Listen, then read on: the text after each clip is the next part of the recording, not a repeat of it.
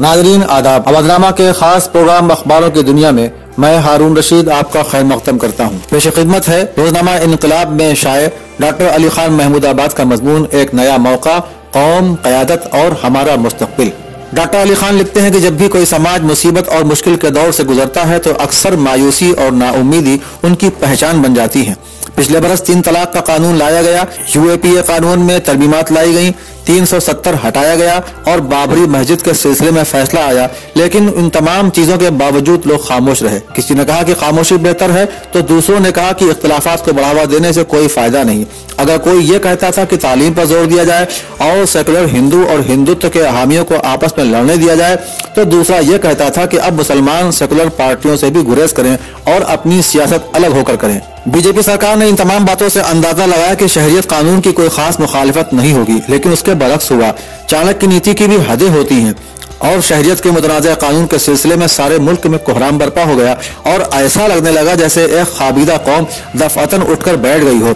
इस बेदारी में मस्तूरात का खास और मरकजी किरदार रहा है और शायद इसीलिए उत्तर प्रदेश के वजीर आला ने एक इश्तियाल अंगेज बयान जारी किया जिसमें उन्होंने मुस्लिम औरतों और मर्दों दोनों की तौहीन की कोशिश की। पिछले 1.5 महीने से बिला इस्तिस्ना मजहब व मिल्लत आम लोग बाहर आए और इस मुतनाज़ा कानून के खिलाफ उन्होंने आवाजें बुलंद की। कई शहरों में तो लोगों ने सरेराह डेरा डाल दिया और ऐलान किया कि एहतजाज तब तक के नहीं खत्म होंगे जब तक या तो ये कानून रद्द किया जाता है या इसमें ऐसी तरमीमात लाई जाती हैं जो मसावात को बरकरार रखेंगी और दस्तूर के उसूलों के खिलाफ नहीं होंगी। कई शहरों में खुद ऐसे एहतजाजात में मैं खुद शरीक हुआ।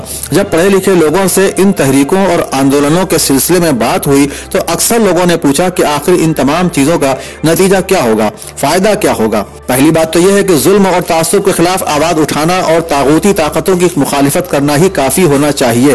रही बात हदफ की, तो मेरे नजरिए में इस कानून की मुखालिफत के कुछ मुस्बत नतीजे भी आया हुए हैं। अव्वल बात तो यह है कि एक पसमानदा और सियासी एतबार से पिछड़ी हुई कौम को शहरियत के तकाजों की जिम्मेदारी और अपनी ताकत का अंदाजा हुआ है। इसके साथ साथ इस बात का एहसास भी हुआ है कि हिंदुस्तान के मुसलमान अकेले नहीं है। कश्मीर से लेकर कन्याकुमारी तक हिंदू, सिख, दलित और दीगर अक़वाम के लोग हमारे साथ शाना बशाना खड़े हैं। इसके अलावा इन एहतजाजात की वजह से एक और बात साफ हो गई है और वो ये कि क्या मुसलमानों की मौजूदा सियासी क़यादत कौम की खिदमत करना चाहती है या खुद गरजी में अपना मफाद देखती है। इस मुतनाज़ा कानून के सिलसिले में ज़ुआमा और उलमा के मौक़िफ़ से उनकी नीयत का अंदाजा लगाया जा सकता है।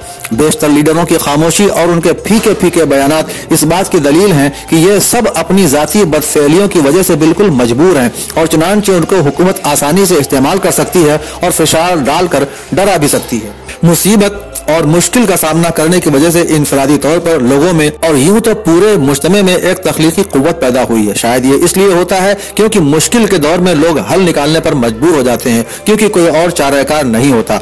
आज मुसलमानों को एक अनोखा मौका मिला है कि वो कौम की रहबरी और रहनुमाई के लिए एक नई क़यादत को मुंतखब करें और उनको जिम्मेदारी सौंपें।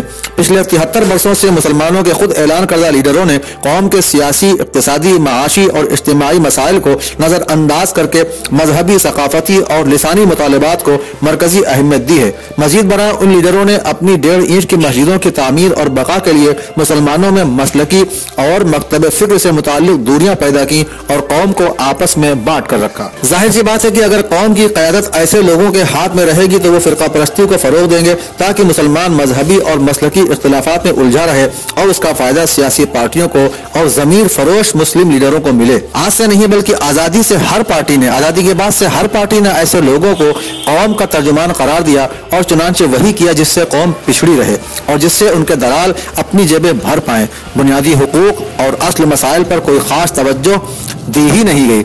उसका एक नतीजा ये भी है कि बीजेपी ने यही राह इख्तियार की और सूफी, सलफी, शिया, सुन्नी, देवबंदी, बरेलवी वगैरह के इख्तिलाफात को फरोग देने की कोशिश की। जो अंग्रेजों ने हिंदुओं और मुसलमानों को बांटने की पॉलिसी इख्तियार की थी वही बीजेपी ने भी अपनाई, लेकिन इस नीयत से कि मुसलमान आपस के मजहबी इख्तिलाफात में ही उलझ कर रह जाएं। अफसोस की बात यह है कि इस मकर फरेब में मुसलमानों के मुख्तलिफ लीडर भी मुलव्विस थे, लेकिन बीजेपी की हिमायत करने वाले ऐसे मुसलमानों को नाजी जर्मनी के उन यहूदियों के अंजाम से इबरत हासिल करना चाहिए जिन्होंने नाजियों के लिए काम किया, लेकिन आखिर में वो लोग भी खुद उनके तासुब के शिकार बने। आज इस मुसीबत के दौर में मुसलमानों को एक मौका मिला है। मुल्क के मुस्तकबिल और कौम की फलाह व बहबूद के लिए वो सियासी इत्तेहाद अपनाकर उन तमाम फितना पर्दाज ताकतों को पैगाम दे सकते हैं कि अब पुरानी सियासत नहीं चलेगी।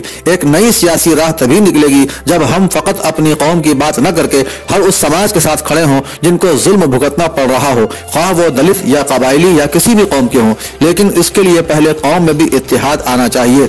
इसके मानी यह नहीं है कि सब एक ही सियासी तहरीक या लीडर के जेर असर हों, लेकिन हमें क़यादत उनको सौंपना चाहिए जो अपने मफाद के लिए कौम का सौदा न करें। लोग लफ्ज़ इत्तेहाद से डरते हैं या इस पर हंसते हैं, लेकिन मैं उन लोगों से यह कहूंगा कि इत्तेहाद के मानी इंज़िमाम यानी घुल मिल जाना नहीं है। हुजूर की हदीस शरीफ है कि मुसलमान कई फिरकों में बट जाएंगे, चुनांचे मजहबी इख्तिलाफात तो रहेंगे, लेकिन कम अज कम हमको अपने मसलकी और मजहबी इख्तिलाफात का फायदा उन ताकतों को नहीं पहुंचाना चाहिए जो सभी मुसलमानों से बुग़्ज़ रखती हैं। कौम के सियासी, इक़्तिसादी, माशी और इज्तिमाई मसाइल मुश्तरक हैं, लेकिन अफसोस कि हम इसमें भी मसलक और मकतब फिक्र को मरकजियत देकर पूरी कौम को खसारे में डालते हैं। आखिरी पैराग्राफ में डॉक्टर अली खान लिखते हैं कि लीडरों ने कौम के जज्बात का खूब फायदा उठाया है, लेकिन अब हमको बेदार हो जाना चाहिए। हिंदुस्तान, उसका दस्तूर, उसका तिरंगा हमारा है और हम उसके लिए लड़ेंगे और अपने वतन के लिए अपनी जान भी कुर्बान करने के लिए तैयार रहेंगे। ये पैगाम शाहीन बाग की दादियों और नानियों ने खोल कर दे दिया है।